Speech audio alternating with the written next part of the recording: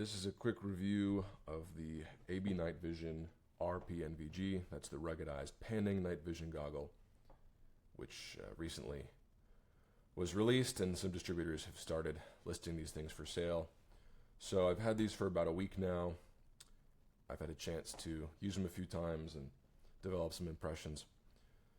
So I guess just to start with, a few changes that I've made, which I do with all of my goggles generally, is I've added sacrificial lenses to both the objective and ocular side. I've put on some chopped off flip-up scope caps as daytime protection and protection for the sacrificial lens. I'm thinking about switching these to a more traditional camera pop-on, pop-off protective cover, but anyway, for now, these are fine. And on the back, with these sacrificial lenses, I've epoxied to them some cut-off eye cups so that I can have eye cups and sacrificial lenses. These goggles include some, or at least ordering from TNVC, they include some plastic sacrificial lenses with sort of an eye cup mount system. And I don't like those as much because I don't like plastic lenses. They get scratched up and they tend to have worse light transmission and stuff. But also, these are shorter, so they don't stick out as much and, hit me in the face or whatever. So while we're on that, one interesting change between the RNVG and the RPNVG is this dovetail mount. It seems to be more aggressively canted, so I actually have to put these things all the way forward on my G24 mount for them to be in the right position relative to my eyes. And I can foresee I might run into issues wearing glasses or something. So I've emailed AB to see if they make a less aggressive dovetail mount that's maybe set more back like that, because dimensionally this doesn't seem to be in the same place as my RNVG, where I typically have it sort of in the middle or towards the rear of my G24. Okay, as far as the panning goes, you can see it's just really easy. There aren't any detents or anything. The manual said there's an adjustable tension device inside. I haven't tried messing with it yet, but there's a little set screw right there. You take this off, and then there's some sort of tensioner that you can use to change how much effort needs to be placed into this.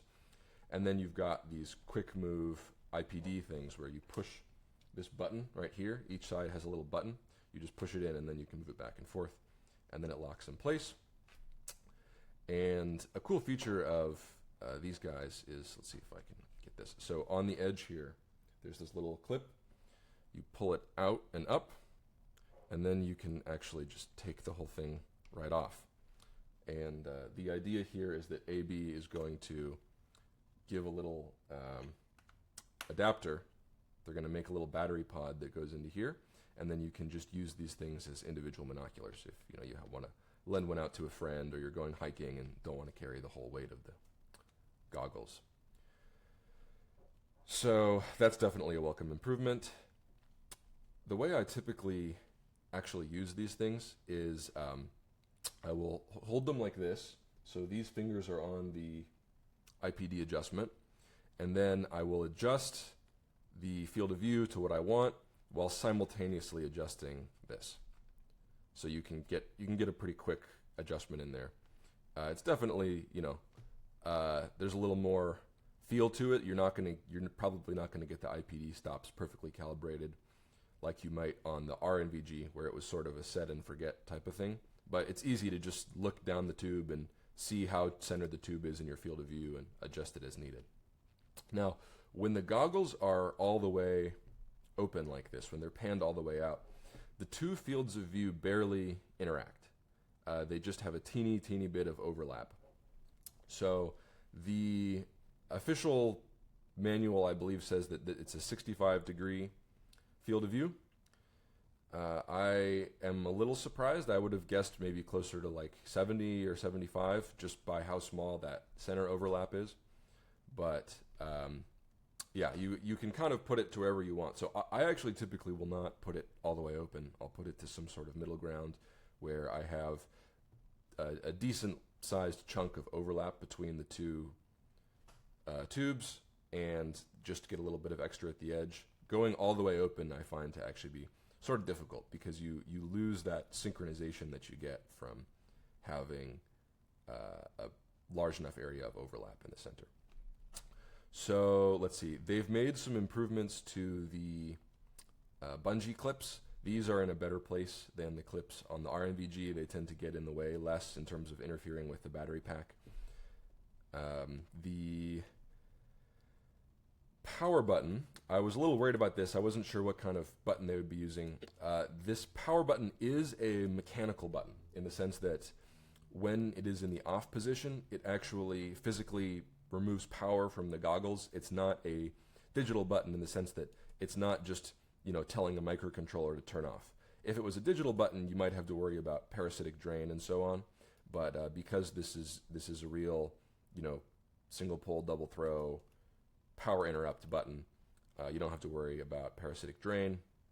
And the IR button is a digital button in the sense that it doesn't have like a memory. It's just a clicky, and then that tells the microcontroller to turn the infrared on and off.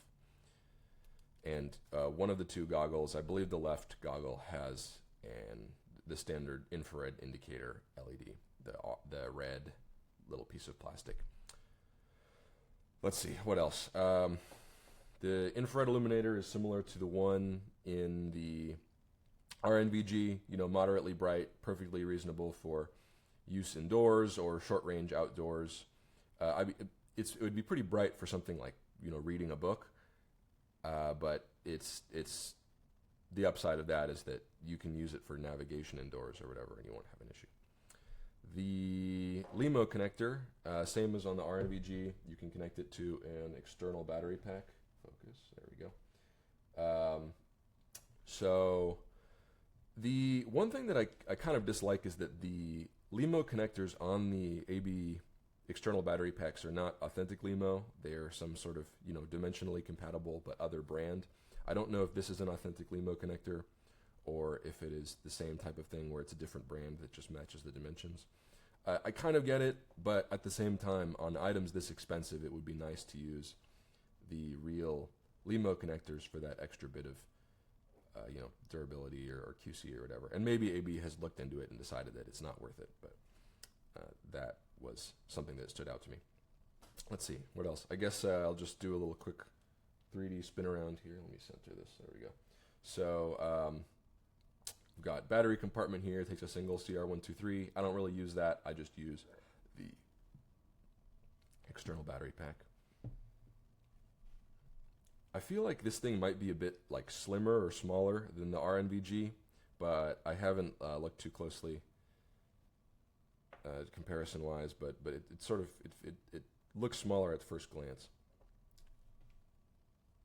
Got the serial number on the back there. Serial number 18, collector's item. Cool. And someone asked me, how difficult is it to adjust the pan?